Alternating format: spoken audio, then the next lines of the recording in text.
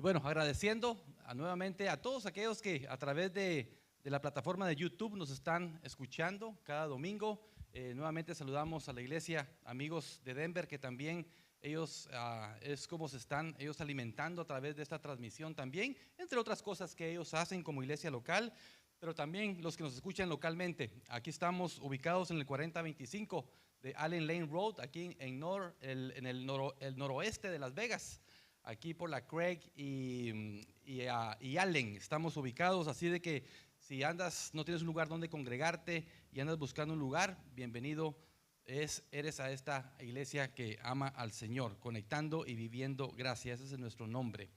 Muy bien, ya vamos, el libro de los Hechos tiene 28 capítulos, 28 capítulos. Y así de que estamos casi llegando a una tercera parte ya del libro de los Hechos. Hemos ido avanzando. Hoy vamos a ver el capítulo 7. Y una de las recomendaciones que yo quiero hacerle a ustedes de que el capítulo 7, porque es muy extenso, no lo vamos a poder leer todo, porque solamente en leer el capítulo 7 nos tardaríamos aproximadamente unos 10 minutos. Pero sí quiero dar una reseña de lo que trata el capítulo 7, pero quiero hablar de este personaje que yo creo que tenemos mucho que aprender de la vida de Esteban. Esteban, un ejemplo de llenura del Espíritu Santo. Así que mi oración esta mañana es que cada uno de nosotros podamos, de alguna manera, no solamente entender lo que vamos a ver en el capítulo 7 y parte también del capítulo 6, sino que podamos nosotros, de alguna manera, reflexionar acerca de cómo está nuestra vida espiritual, ¿verdad? En comparación como estaba la vida de Esteban. Y créanme que para mí también fue un reto cuando yo estaba preparando este mensaje, porque yo me hacía preguntas como: ¿estoy dispuesto yo realmente a morir por causa del evangelio como lo hizo Esteban? ¿Estamos dispuestos a ser criticados? ¿Estamos dispuestos a ser acusados falsamente como lo fue Esteban? Y me hacía esas preguntas. Entonces, por eso el nivel espiritual que Esteban tenía, creo que hay mucho que nosotros podamos aprender de ello. Y para eso quiero leer solamente el capítulo 6, el versículo 3 y 5, tal vez vamos a leer hasta el 5. ¿Quién era Esteban? Si ustedes recordarán, cuando estuvimos estudiando el capítulo 6, había una necesidad dentro de la iglesia. Y esa necesidad que la iglesia tenía los llevó a buscar hombres de buen testimonio. Mira lo que dice el versículo 3 del capítulo 6. Buscad pues, hermanos, de entre vosotros a 7 varones de buen testimonio. No solamente de buen testimonio, sino llenos del Espíritu Santo y de sabiduría, a quienes encarguemos de este trabajo. ¿Cuál era ese trabajo? De que los apóstoles ya no se daban abasto, estaban predicando, estaban orando, pero a la misma vez estaban sirviendo a las mesas de las viudas, y era mucho trabajo para ellos. Y dice versículo 4: y nosotros persistiremos en la oración y en el ministerio de la palabra.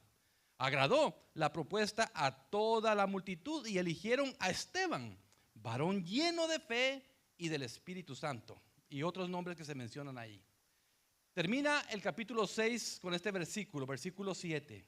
Y crecía la palabra del Señor, oiga esto, y crecía la palabra del Señor, y el número de los discípulos se multiplicaba grandemente en Jerusalén. También muchos de los sacerdotes obedecían a la fe.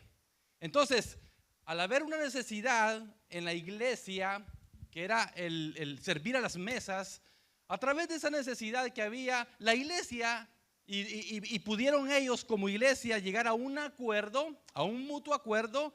Y dice entonces el versículo 7 que a través de ese acuerdo, bueno, la gente se seguía añadiendo a la iglesia, la gente iba siendo salva. Y dice también la escritura de que algunos sacerdotes, interesante eso, algunos sacerdotes.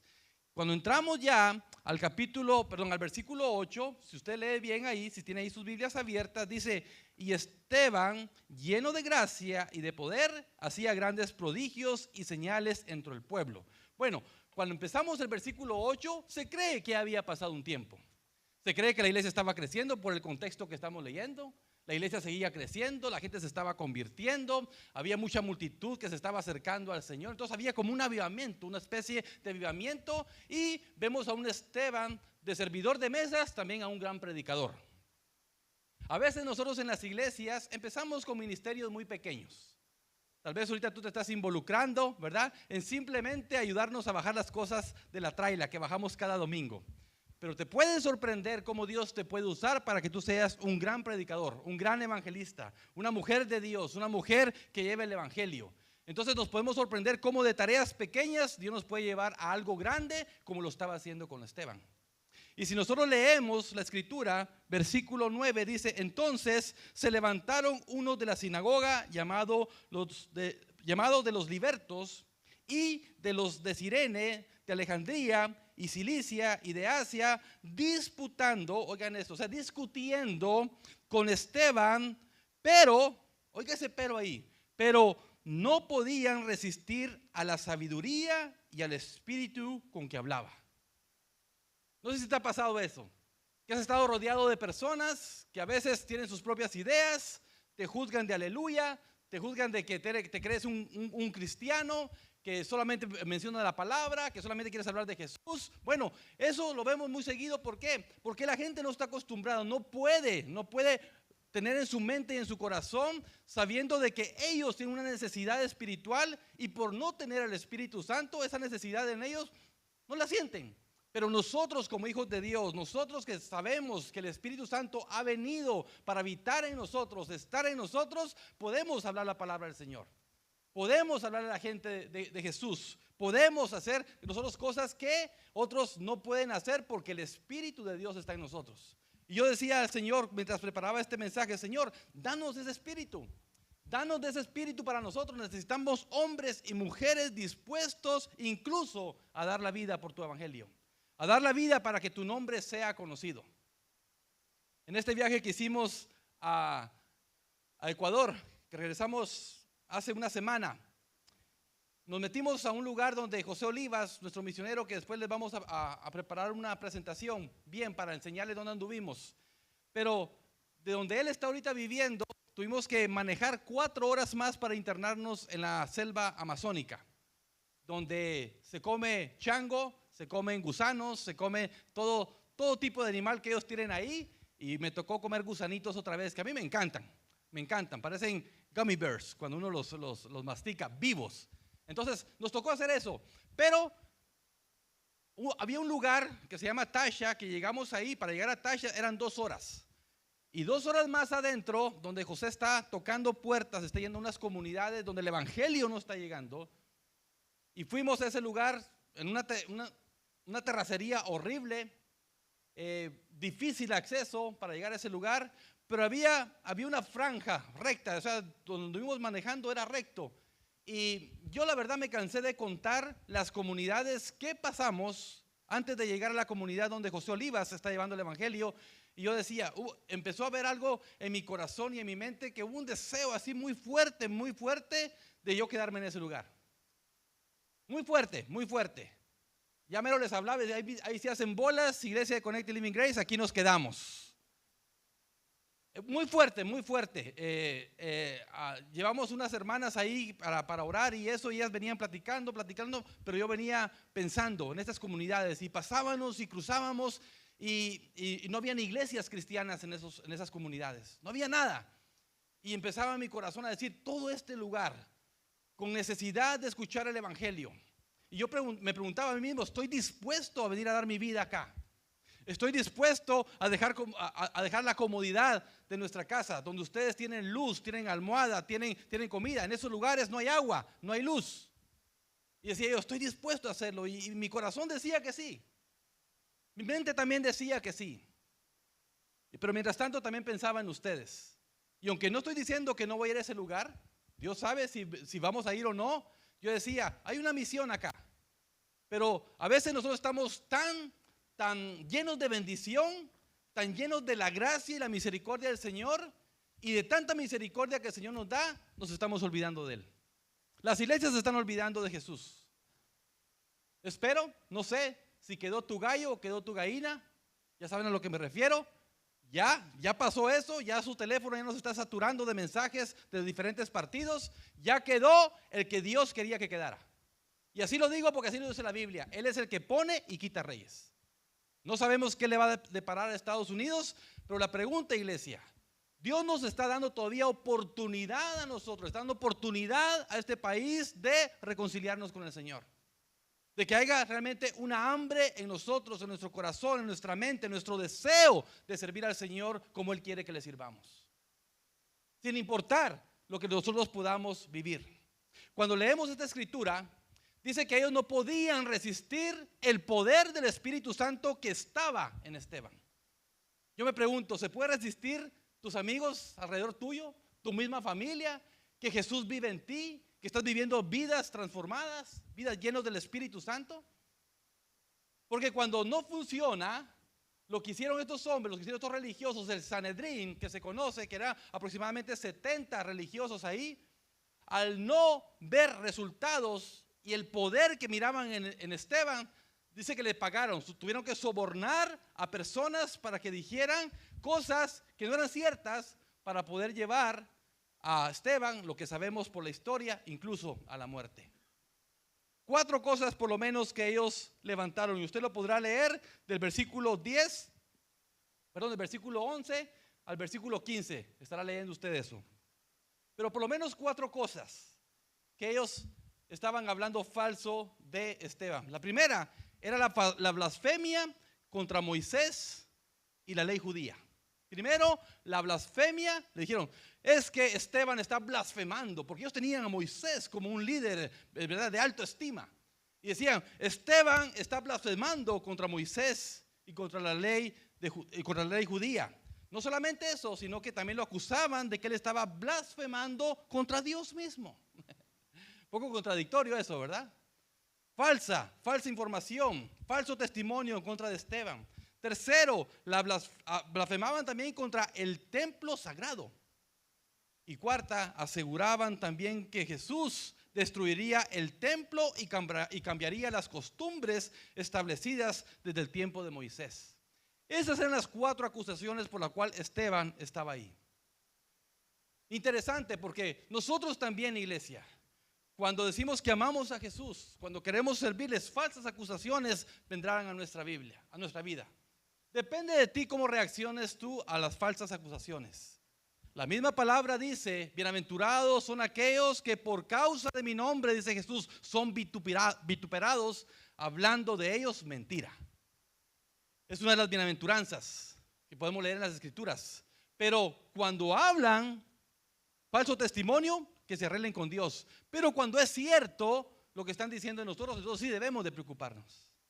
Mientras tanto, tenemos que ver cómo nosotros accionamos ante una blasfemia, un falso testimonio que se esté levantando contra nosotros. Bueno, para Esteban esto no le quitó, ¿verdad?, de su corazón el hablar lo que él tenía que hablar. Él pudo haber presentado una gran defensa, pudo haber dicho, esto es mentira lo que está diciendo de mí, pero la Biblia no nos dice que él haya dicho eso. Pero lo que dijo Esteban fue esto. Pues leemos, dice el versículo 13, y pusieron testigos falsos que decían, este hombre no cesa de hablar palabras blasfemas contra este lugar santo y contra la ley. Pues le hemos oído, oiga eso, pues le hemos oído decir que ese Jesús de Nazaret destruirá este lugar y cambiará las costumbres que nos dio Moisés. Versículo 15. Entonces todos, oiga esto, entonces todos los que estaban sentados en el concilio, al fijar los ojos en él, vieron su rostro como el rostro de un demonio. Así dice. De un ángel, correcto. Porque ¿cómo se pone usted cuando levantan falsos? No, su cara sí se pone como demonio, de enojado. No pone cara de ángel, ¿verdad? Pero Esteban dice que no podían contradecirle a él porque el poder del Espíritu Santo estaba sobre él. Y cuando levantaron falso testimonio para él, dice que los que estaban ahí, dice que vieron el rostro de él como un rostro de ¿qué? De un ángel. Iglesia, esto es muy interesante. Uno, aparte de mi versículo favorito, que es Mateo 6:33, hay otro versículo que yo tengo ya un buen tiempo de haberlo hecho también mío. Éxodo 14:14 dice que Jehová peleará por vosotros y vosotros estaréis tranquilos. Eso iglesia, solo lo puede entender aquel o aquella persona que realmente sabe poner y depositar su confianza en Dios. Hay batallas, hay peleas que tú no vas a poder pelear. Si intentas pelearlas tú, posiblemente tú vas a perder. Pero si tú aprendes a depositar tu confianza en Dios, dice la Escritura que Jehová peleará por ti y tú estarás tranquilo. Creo que esa era la mentalidad de Esteban en ese momento. Y entonces ellos tampoco pudieron resistir, ¿verdad?, al ver el rostro de Esteban, que era como el de un ángel. Y luego, yo pienso que también guiado por el Espíritu Santo, alguien le hace una pregunta a Esteban y Esteban se tomó de esta pregunta para predicar tal vez uno de los mejores sermones que nosotros podemos encontrar, de un resumen de lo que es el Antiguo Testamento con la conexión con Jesús mismo. Miren lo que dice, versículo 7:1, capítulo 7, versículo 1. El sumo sacerdote dijo entonces: ¿es esto así? Hace la pregunta el sumo sacerdote: todo lo que están diciendo de ti, ¿esto es cierto? ¿Para qué le dijo? Miren, Esteban no le dijo: no, es falso lo que están diciendo de mí, no es falso, yo no estoy hablando de Moisés, no, yo no estoy hablando de destruir no, él no habló de eso. Él no se defendió de las acusaciones, sino que él tomó la oportunidad de predicar el evangelio de Jesús. Muchas veces, iglesia, nosotros perdemos el tiempo peleando con las personas sobre algo que no tiene importancia, cuando debemos de usar el tiempo que alguien nos da para hablar del evangelio de Jesús, para hablar del amor de Jesús a las personas. Y Esteban no perdió el tiempo. Esteban, yo no sé si hasta este punto él sabía de que él, con lo que iba a decir, la muerte le esperaba. No lo sabemos, no lo dice la Biblia. Posiblemente él lo presentía. Cuando nosotros fuimos a estas comunidades, sabiendo que los grupos de los Shuar son los mochacabezas, son los que reducen las cabezas de los seres humanos, nosotros sabíamos que nos estábamos metiendo en lugar donde posiblemente, si la comunidad decía no los queremos a estos aquí, nos iban a matar. Nosotros sí sabíamos de ese riesgo. Sabíamos que podía pasar. Esteban, yo no sé si él sabía a lo que se estaba metiendo, pero él no perdió la oportunidad de predicar el evangelio. ¿Saben ustedes qué significa Esteban? Esteban significa el victorioso. El victorioso. Ahora, cuando nosotros leemos este pasaje y vemos la historia de Esteban, bueno, no creemos que el nombre haga honor a una victoria. Pero eso es cuando lo pensamos nosotros carnalmente. Pero cuando lo pensamos espiritualmente, por supuesto que Esteban fue victorioso. Porque nosotros a veces, el ser humano se está enfocando más en tener propiedades, tener dinero, hacer muchas cosas, ¿verdad? Y eso, el día que te mueras, no te vas a llevar absolutamente nada. Pero el día de tu muerte tú vas a ir a dos lugares. Vas a ir al cielo con Jesús si lo has aceptado en tu corazón, o vas a ir al infierno si lo rechazaste. Dos lugares, no hay más, no hay más. Y eso va a depender de ti. Nadie lo puede hacer por ti, sino que cada persona. Entonces, Esteban, victorioso, porque él está ahora a la diestra allá con Jesús. Él está con Jesús. Él sabía, lo vamos a ver más adelante, lo que él vio. Él sabía lo que le esperaba. Entonces nosotros, iglesia, enfermedad podrá venir, muerte podrá venir, una guerra podrá venir, algo nuclear podrá venir a este país, no sabemos, pero si nosotros estamos en Cristo, para nosotros el vivir es Cristo, pero el morir ya es ganancia. Ya es ganancia. Entonces, de esa forma, Esteban sí fue victorioso. Él predicó el evangelio hasta el final, y la paga de él, ¿verdad? Lo que Dios tenía para él a través de Jesús era vida eterna. Era vida eterna con Jesús. Yo sé que ustedes no se quieren morir, yo tampoco me quiero morir. Pero nada nos puede decir que saliendo de estas puertas algo nos pueda pasar. Ustedes lo saben muy bien. La pregunta es: ¿estamos listos para nuestro encuentro con el Señor? Esteban, después de ser un servidor de mesas, empieza a predicar el evangelio. No fue un ministerio fructífero, por decirlo así. Su ministerio fue muy corto, ni siquiera tenemos antecedentes, si estaba casado, si tenía hijos. No tenemos historia realmente de Esteban. Lo que sí tenemos de Esteban era la fidelidad que él le tenía a Jesús, la fidelidad que él le tenía a la palabra. Un hombre lleno de fe y del poder del Espíritu Santo. Iglesia, necesitamos eso hoy en día nosotros. Necesitamos eso hoy en día en nuestras iglesias locales. Y entonces empezamos a leer todo el capítulo 7. Por favor, regresen a casa y lean el capítulo 7. Entonces lo que hace Esteban, les empieza a decir, porque una de las cosas por las que le acusaban era por el templo. Para el pueblo judío, lo mayor que ellos tenían era la ley de Moisés y el templo. Ellos se enfocaban más en la ley y se enfocaban más en el templo. Adoraban el templo. Por eso me encanta que nosotros hasta estos momentos no tenemos templo. Nosotros somos el templo y morada del Espíritu Santo. Este lugar no es el templo de nosotros. No sabemos qué pasa aquí entre semana, pero este lugar el Señor nos lo ha prestado para que su templo, su iglesia pueda reunirse acá. Que es usted y que soy yo. No sabemos si nos va a dar un lugar propio donde estar, pero la iglesia somos nosotros. La iglesia es el grupo de personas. Entonces Esteban empieza a hablar de Abraham. Y ustedes saben que Abraham, el Señor le dijo: Abraham, sal de tu tierra y de tu parentela al lugar que yo te mostraré. Donde Abraham vivía en un lugar pagano. Entonces Esteban empieza a hablarles, porque también ellos tenían a Abraham como padre. Y les empieza a decir: ustedes saben lo que sucedió con Abraham. Y después vemos a Abraham como el primer patriarca. Después tenemos a Isaac. Y después tenemos a Jacob. Isaac, el hijo de la promesa. Isaac, ¿verdad? Padre de Jacob. Y después vemos a Jacob, ¿verdad? Engendrando a varios hijos, pero uno en especial, José. Que lo conocemos la historia, José el soñador.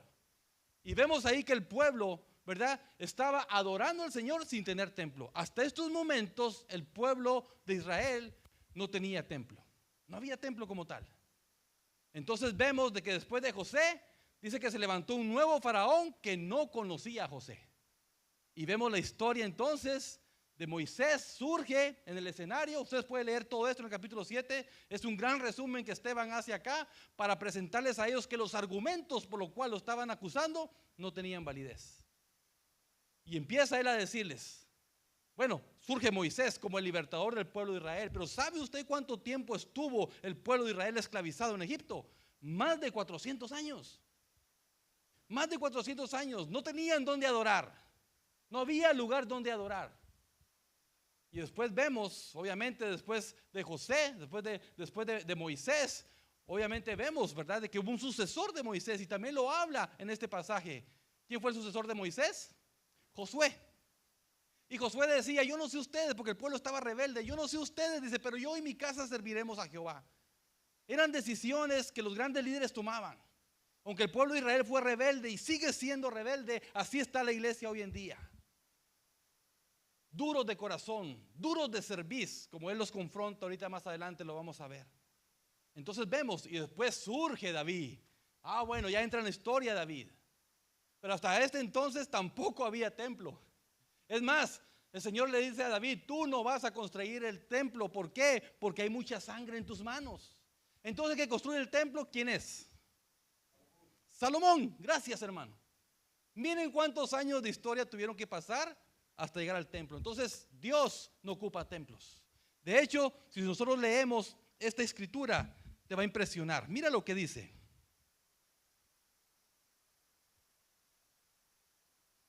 Versículo 45.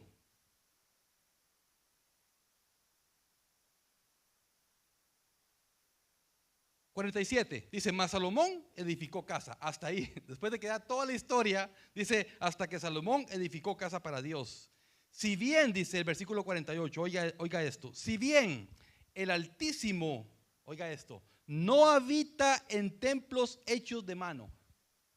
Así que si el Señor un día nos concede un lugar, Él no habita ahí. Desde antemano tenemos que decir: Él no habita ahí. Él habita en los corazones de las personas, en los corazones nuestros. Pero dice: si bien el Altísimo no habita en templos hechos de mano, como dice el profeta, dice: el cielo es mi trono y la tierra el estrado de mis pies. ¿Qué casa? Es una pregunta. ¿Qué casa me edificaréis? Dice el Señor. ¿O cuál es el lugar de mi reposo? ¿No hizo mi mano todas estas cosas? Y si usted se pone a pensar, Siempre los judíos estuvieron peleando. De hecho, ellos están ahorita, una de las profecías por cumplirse es de que el templo que fue destruido sea restaurado. Es una de las profecías por cumplirse. Pero el Señor le dijo a la mujer samaritana, porque la mujer samaritana decía: Señor, entonces ¿dónde vamos a adorar? Porque ustedes dicen que allá en el templo, otros dicen, ¿verdad?, que aquí en el pozo de Jacob. Entonces, y el Señor le dice: no, llegará la hora, y esa hora es hoy, iglesia. Llegará la hora en que los verdaderos adoradores me adorarán en espíritu y en verdad. Este lugar, iglesia, es simplemente para nosotros llenarnos, adorar en conjunto al Señor. Pero cuando salimos de esas puertas es cuando nosotros realmente nos mostramos como somos delante de Dios. Aquí podemos fingir muchas cosas, pero en nuestra casa, en nuestros trabajos, en nuestro diario vivir es donde se refleja realmente si el Espíritu de Dios está en nosotros. Porque nosotros somos templo y morada del Espíritu Santo.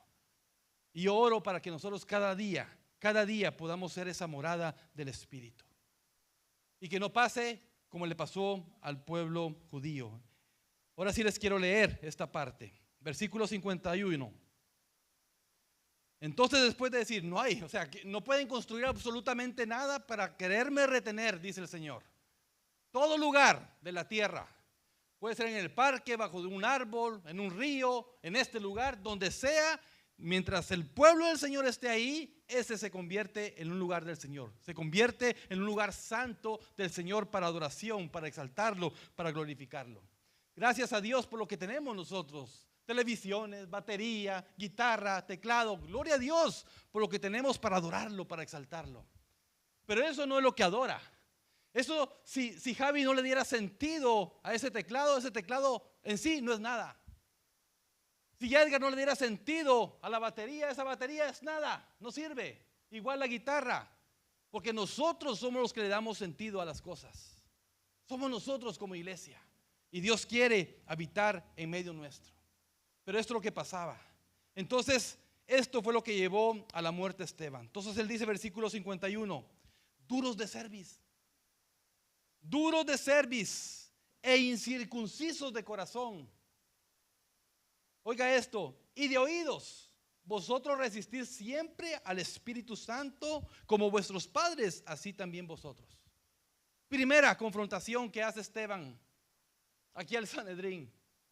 Ustedes, dice, son duros de corazón, están incircuncisos. También en su palabra nosotros aprendemos de que el Señor hace una circuncisión en nuestro corazón. Porque éramos malvados, no merecíamos la salvación, no merecíamos la vida eterna, pero esta gente estaba dura de cerviz. Hoy en día, iglesia, también el mundo está duro de corazón. No quiere entender que Cristo viene pronto por su iglesia, no quiere entender que Él vendrá, no quieren entender que habrá un juicio para aquellos que no atienden al llamado de Jesús en cuanto a la salvación. Habrá juicio para todos aquellos que no han aceptado a Jesús como su Salvador. Y para todos aquellos que pretenden vivir vidas santas y no la están viviendo. Habrá juicio. Dios no puede ser burlado. Y Esteban confronta a estos hombres. Y el versículo 52 dice, ¿a cuál de los profetas no persiguieron vuestros padres? Y mataron a los que anunciaron de antemano la venida del justo, de quien vosotros ahora habéis sido entregadores y matadores. O sea, los confronta y dice, en la historia ustedes saben, a Moisés hablaron mal de Moisés. Los profetas el pueblo no entendía. Pero a Jesús, dice, también ustedes lo mataron. A Juan ustedes lo mataron por predicar el evangelio. Y a Jesús ustedes, dice, lo entregaron y lo mataron. Vosotros, dice, que recibiste la ley por la disposición de ángeles y no la guardáis. Y oiga esto. Esta es la reacción no solamente de esta gente, sino la reacción de mucha gente hoy en día. Dice esto, oyendo estas cosas, se enfurecían en sus corazones y crujían los dientes contra él. Oiga la reacción, oyendo estas cosas, se enfurecían, o sea, había enojo en ellos, en sus corazones, y crujían los dientes contra él. ¿Cómo haces tú, mujer? ¿Cómo haces tú, hombre, cuando te hace enojar tu esposa? ¿Cómo cruje los dientes? ¿Cómo lo haces? Pero mire, Esteban se está hablando ahora al corazón. Miren cómo hace la palabra. No sabemos que haya habido un resultado positivo de esto, no. Pero le estaba hablando a sus corazones y dice que oyendo esto, dice que se enojaron y crujían los dientes. ¿Cuánta gente tú no intentas hablarle de Jesús? Que cuánto Jesús les ama, los planes que tienen para su vida, y te crujen los dientes. Te tiran la puerta tal vez por la cara, te cortan, hacen lo que sea porque no te quieren escuchar. Bueno, esto hacía esta gente, oiga esto. Pero Esteban dice, versículo 55, lleno del Espíritu Santo, puesto los ojos en el cielo, vio la gloria de Dios y a Jesús que estaba a la diestra de Dios. Cuando tú lees este pasaje con todo tu corazón y llegas a este punto, deben de rodar lágrimas en tu rostro. Ustedes han escuchado de gente decir que están a punto de morir y ven el final del túnel. ¿Han escuchado eso? La luz al final del túnel. ¿Han escuchado eso? Mucha gente lo dice. Yo no sé si voy a ver el final del túnel. Yo no quiero ver el final del túnel. Yo quiero pasar del otro lado y ver el rostro de Jesús. Pero mucha gente dice que dice la luz al final del túnel. Wow. Pero aquí Esteban estaba viendo, ¿qué es lo que dice? Los ojos, ¿verdad? Puestos los ojos en el cielo y vio la gloria de Dios y a Jesús que estaba a la diestra de Dios. Piensen en eso, iglesia. Piensen en eso. Tal vez hasta este punto Esteban ya sabía que la muerte le esperaba. Y empieza a ver los cielos abiertos. Empieza a ver a Jesús a la diestra de Dios Padre, con los brazos abiertos, tal vez ya esperando a Esteban, porque la muerte venía a su vida. Y oiga lo que dice, versículo 56, y dijo, he aquí veo los cielos abiertos y al Hijo del Hombre que está a la diestra de Dios. Entonces ellos, oiga esto, mira qué triste esto, iglesia. Entonces ellos, dando grandes voces, se taparon los oídos y arremetieron a una contra él. O sea, no podían resistir que Esteban estuviera hablando de Jesús, de que lo estaba viendo, que los cielos estaban abiertos. No podían resistir y dice que se tapaban los oídos y empezaban a decir cosas para no escucharlo. Hoy tal vez no veremos a las personas tapándose los oídos, pero si vemos las acciones, no quieren acercarse a Dios, no quieren acercarse a Jesús, y eso es lo que estamos viviendo hoy en día también, no solamente en este mundo, sino que aún dentro de las iglesias. Por algo la Escritura dice, hermanos, muchos son los llamados, pero pocos los escogidos. Yo oro para que tú estés entre los escogidos, no entre los llamados. Porque puedes estar aquí simplemente calentando una silla, una banca, como hay en otras iglesias, pero Dios quiere que tú seas uno de los escogidos. No uno de los llamados, uno de los escogidos. Pero ellos no podían resistir y se tapaban los oídos y decían cosas para no escuchar la voz de Esteban. Versículo 57. Entonces ellos, dando grandes voces, se taparon los oídos y arremetieron a una contra él. Y echándole fuera de la ciudad, le apedrearon, y los testigos pusieron sus ropas a los pies de un joven que se llama Saulo. Este Saulo, más adelante lo vamos a ver. Este hombre que dice que él consentía en la muerte de Esteban, llegó a ser el hombre escogido por Dios para que llevara el evangelio a los gentiles. Hablamos del apóstol Pablo. Pero mientras tanto, si ustedes saben la historia de Eliseo, cuando el manto es transferido, es puesto. En esta ocasión, el manto de Esteban es tirado a los pies de Saulo, no sabiendo Saulo que ese iba a ser su recordatorio de la manera en que Esteban murió, porque él iba ahora a perseguir a la iglesia, y vamos a ver más adelante cómo el Señor trata con la vida de Saulo. Pero no se había dado cuenta de que estaba recibiendo el manto de lo que Dios un día iba a hacer en él. Muchos de aquí de nosotros tenemos pecados fuertes. Ustedes saben de dónde el Señor me ha rescatado a mí. Tú sabes de dónde el Señor te ha rescatado a ti. Todos sabemos la vida de pecado que hemos vivido tal vez en el pasado, pero por la misericordia de Dios, por su bondad, ahora somos salvos para su honra y gloria. Somos salvos, iglesia. Y por eso debemos de dar de gracia lo que de gracia hemos recibido. Y dice versículo 59, y apedreaban a Esteban mientras él invocaba y decía. Mire qué palabras, a ver si les hace recordar quién dijo estas palabras. Señor Jesús, recibe mi espíritu. ¿Qué dijo Jesús en la cruz? Padre, en tus manos encomiendo mi espíritu. Esteban le dice al Padre, en tus manos encomiendo mi espíritu. Recibe mi espíritu. Y puesto de rodillas, clamó a gran voz, Señor, no les tomes en cuenta este pecado. Y habiendo dicho esto, durmió.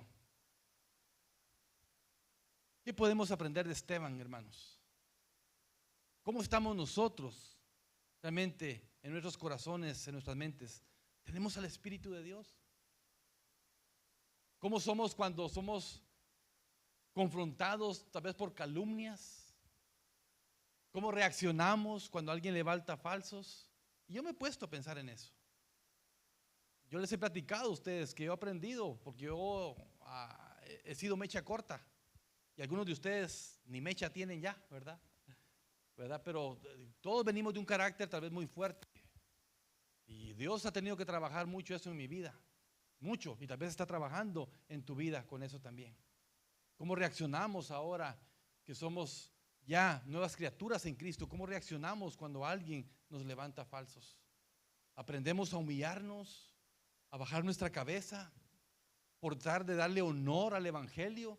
Si Jesús fue escupido, si Jesús fue abofeteado, si Jesús fue clavado en una cruz por los pecados de la humanidad, que bien merecíamos nosotros estar en esa cruz, no Jesús, Él lo hizo por amor a nosotros. ¿Cuánto necesitamos de la vida del Espíritu Santo en nuestras vidas como lo tenía Esteban? Necesitamos, iglesia, nosotros hacer conciencia de que para vivir en los tiempos que estamos viviendo, estos tiempos difíciles, hoy más que nunca necesitamos al poder del Espíritu Santo sobre nosotros. Mi oración es de que esta enseñanza, esta historia que nosotros acabamos de leer, estudiar esta mañana, nos haga reflexionar a nosotros realmente qué tan llenos estamos del Espíritu de Dios. Si el Espíritu vive en nosotros. Y si no es así, no te preocupes. Estamos a tiempo. Aún la mano de Dios está extendida. Aún Jesús está diciendo, ven a mí. Aún Jesús está diciendo, sí, también los cielos los quiero abrir para ti. Aún Jesús está diciendo, sí, quiero que me veas. Quiero que me veas al final de tu vida. Quiero que me veas tal vez al final de tu muerte. Quiero que me veas tal vez al final de una enfermedad mortal que tú puedas tener. Quiero que veas mi rostro. Jesús nos está hablando, iglesia. Dios nos está hablando.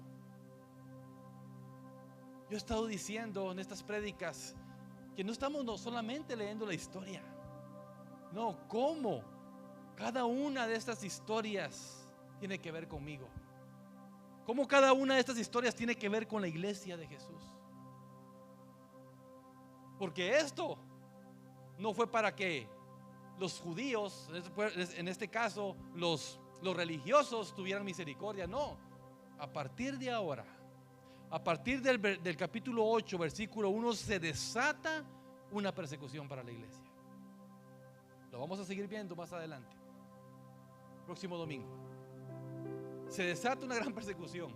Entonces la pregunta para nosotros, iglesia, si bien pareciera de que todo está en calma nuevamente, ¿qué tal? ¿Qué tal si aquí en Estados Unidos o en todo el mundo empieza una persecución? De hecho, la persecución ya está. La persecución ya está. Aquí estamos solamente viendo el primer mártir registrado, Esteban. Aparte de Jesús, por supuesto. Pero el primer mártir registrado es Esteban. De ahí vamos a estar viendo cómo los apóstoles murieron, de qué manera los decapitaron, los quemaron. Pero el primer mártir, el que dio su vida por el Evangelio. Hay un libro, yo se lo recomiendo, se llama Locos por Jesús. Ahí encontramos una de mártires increíbles.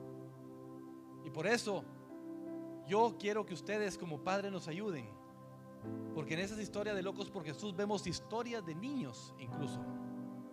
Como padres negaban a Jesús, pero los niños nunca lo hicieron. Así que de nosotros depende cómo estamos educando y criando a nuestros hijos. Ellos necesitan saber del amor de Jesús en sus vidas. Porque nosotros tal vez ya estamos mayorcitos, pero la persecución que viene para ellos, iglesia, no tienes idea. No tienes idea. Está creciendo una generación sin el temor de Dios. Está creciendo una generación sin reconocer a Jesús como Salvador. Está creciendo una generación donde las iglesias están quedando vacías porque los jóvenes, adolescentes y jóvenes no quieren saber nada de Jesús. Qué gran tarea tenemos nosotros. Pero el mejor ejemplo para nuestros hijos somos nosotros. Ellos eventualmente tomarán sus propias decisiones, eso lo sabemos. La pregunta es, ¿qué estamos haciendo como padres para de la mejor manera darles el mejor ejemplo que podamos a ellos? Porque vendrán tiempos difíciles. Así de que con la muerte de Esteban surgió un avivamiento, porque vamos a ver también, o sea, Satanás no puede detener la obra de Dios. Gloria a Dios por eso. No la puede detener, pero siempre lo va a hacer en medio de la persecución. Yo no sé qué vendrá a tu vida. Yo no sé cómo Dios llamará tu atención. Yo no sé qué Él va a hacer, pero oro para que Él haga algo para que te llame la atención y juntos podamos realmente reconocerlo y vivir vidas transformadas por el Espíritu. Así que esta mañana te pido que ahí donde estás, inclina tu rostro y si hay algo que tienes que pedirle al Señor, tú habla con Él estos momentos. Habla con Él, Él te escucha, Él conoce tu corazón, Él sabe tus pensamientos, Él sabe tus pecados, Él conoce tus faltas, pero también quiere sanarte, quiere libertarte. Cuando vemos este mensaje de Esteban, él proclamó el nombre de Jesús. Él proclamó el nombre de Jesús. Él pudo ver a Jesús en esta situación. Y nosotros en medio de la adversidad, iglesia, nosotros también podemos ver a Jesús. No importa lo que estemos pasando, Él está ahí. Él te conoce, Él te entiende, pero Él también te llama. Y así de que si hay algo que tú tienes que pedirle perdón a Él esta mañana, hazlo y Él te dará ese perdón. Si hay pasos que tienes que dar para cada día ser mejor hijo, mejor hija, para su gloria y su honra, Él lo va a hacer. Padre, esta mañana, Señor, te necesitamos. Creo que, Señor, si somos honestos, nos da esta vergüenza, Señor, pensar en la vida de Esteban y tal vez la vida que nosotros estamos viviendo. Pero tú eres un Dios de amor, un Dios de perdón, y nunca es tarde, Señor. Padre, yo te pido que si hay alguien en este lugar que, Señor, tenga que ponerse a cuentas contigo, Señor, Padre, toca el corazón. Que no sea un corazón duro como era el corazón de esta gente. Padre, que tú puedas hacer una circuncisión en nuestros corazones, en nuestras mentes. Que podamos entender, Señor, que lo único que tú quieres para nosotros, Señor, son bendiciones, son planes de bien y no de mal. A pesar que vivimos en un mundo de maldad, tus planes para nosotros son planes de bien y no del mal, por el futuro que esperamos. Y nuestro futuro, Señor, no es terrenal. Aquí estamos, Señor. Gracias por nuestros hogares. Gracias, Señor, por nuestras pertenencias. Gracias, Señor, por lo que tú provees económicamente. Pero ese no es nuestro futuro. Todo eso se perderá. Aún mismo el apóstol Pablo, más adelante, cuando tocaste su corazón, su vida y lo transformaste, él decía: todo esto lo tengo por estiércol. Nada de esto nos servirá, Señor. Pero el tenerte en nuestro corazón, el tenerte en nuestra mente, Señor, el tenerte en nuestras acciones, Padre, eso sí nos llevará a una recompensa eterna. Y eso es el poderte ver un día, Señor, cara a cara, tal y como eres, Señor. Ayúdanos, Señor, a vivir esas vidas de cambio, esas vidas transformadas por el poder de tu Espíritu. Te lo pedimos, Padre, en el nombre de Jesús, con todo nuestro corazón, Señor. Obra en la vida de mis hermanos. Sana en estos momentos si hay algo que tienes que sanar, Señor. Cambia si hay algo que tienes que cambiar, Señor, en nuestra vida. Moldéanos, Señor, conforme a tu imagen. Moldéanos conforme a tu semejanza. En el nombre poderoso de Jesús te lo pedimos.